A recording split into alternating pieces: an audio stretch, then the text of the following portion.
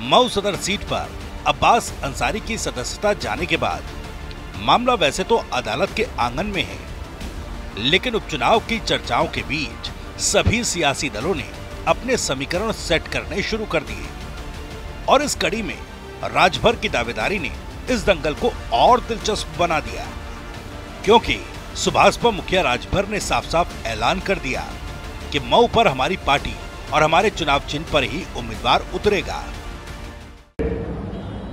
कि यहाँ चुनाव होने की संभावना है, मामला न्यायालय में यहाँ चुनाव होने की संभावना है और भारतीय समाज पार्टी के लोगों 2017 में चुनाव लड़ा गया था, 6000 लोग से हार गए थे और 2022 में हम लोग जीत गए।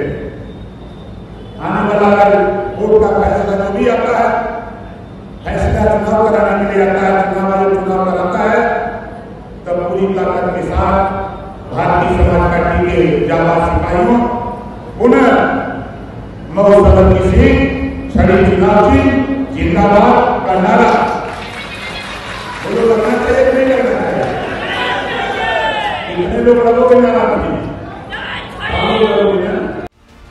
राजभर के इस दावे ने बीजेपी को भी तनाव दे दिया, क्योंकि राजभर की दलील है कि 2017 में इस सीट पर हमारी पार्टी कुल 6000 वोट से हारी थी। 2022 में ये सीट हम जीते थे और ऐसे में अगर उपचुनाव होता है तो सुभाषपा इस सीट पर मजबूती से चुनाव लड़ेगी। हालांकि अब सवाल उठा कि राजभर की पार्टी से चुनाव कौन लड़ेगा। अब्बास के अयोग्य होने के बाद क्या मुख्तार के परिवार से ही कोई चेहरा होगा? लेकिन सियासी गलियारों में जो नाम चल रहा है उसने तो नई हलचल मचा दी है, क्योंकि मुख्तार की पारिवारिक सीट पर बाहुबली ब्रजेश का नाम भी सामने आ रहा है। यही सवाल जब राजभर से पूछा गया तो अच्छे रिश्तों के रंग में अपनी रणनीति को साफगोई से छिपा गए राजभर। ब्रजेश सिंह से आपके रिश्ते कैसे हैं? पूरे देश में सबसे रिश्ते हमारे अच्छे हैं। ब्रजेश सिंह के बारे में, चाहे ब्रजेश सिंह हो, चाहे उदय राठी जी हो, चाहे धनंजय सिंह हो, चाहे अभय सिंह हो, कोई हो, सबसे अच्छे संबंध हमारे हैं। इस नाते अच्छे संबंध है क्योंकि हर क्षेत्र में अपना वोट है। राजनीति में जो लोग कदम रखे हैं उनसे सबसे संबंध है। उन्होंने कभी संपर्क किया क्या? संपर्क तो बराबर होता रहता नेताओं से। जी ठीक है। मऊ सदर के संग्राम में गठबंधन वाले दलों में भी टेंशन दिख रही है। मुख्तार अंसारी की गढ़ वाली सीट पर बीजेपी भी पहली बार किसी भी कीमत पर कमल खिलाना चाहती है। राजभर पंचायत चुनाव अकेले लड़ने की बात कह चुके हैं। ऐसे में अगर उपचुनाव में भी बात नहीं बनी तो बीजेपी और सुभाषपा दोनों से अलग अलग उम्मीदवार मऊ के मैदान में दिखाई दे सकते हैं।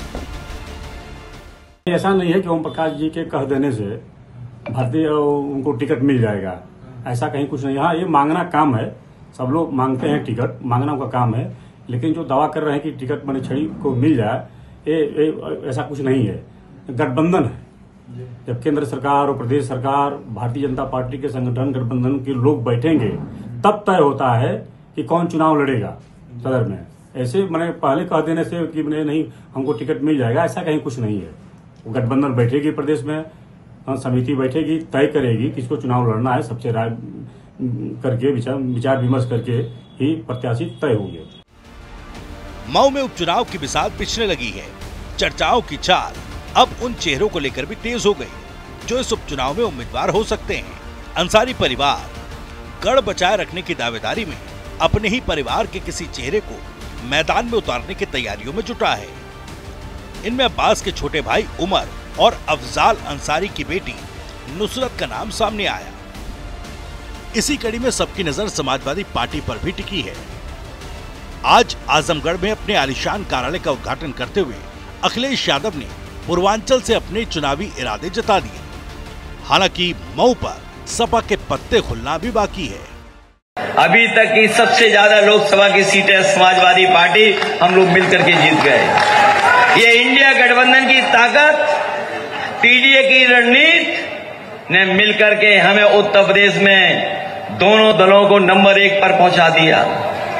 नंबर 1 पर पहुंचे गए हम लोग। और इतिहास ये भी बताता है कि जो लोकसभा जीतता है वही विधानसभा जीतता है।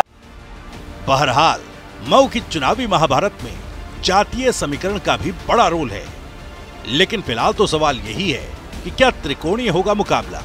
सवाल ये भी है, क्या ब्रजेश सिंह के मैदान में उतरने से बदल जाएंगे मऊ के समीकरण। और सवाल ये भी कि क्या राजभर ने अगर चल दिया ब्रजेश वाला दांव तो क्या सपा बीजेपी को होगा बड़ा तनाव।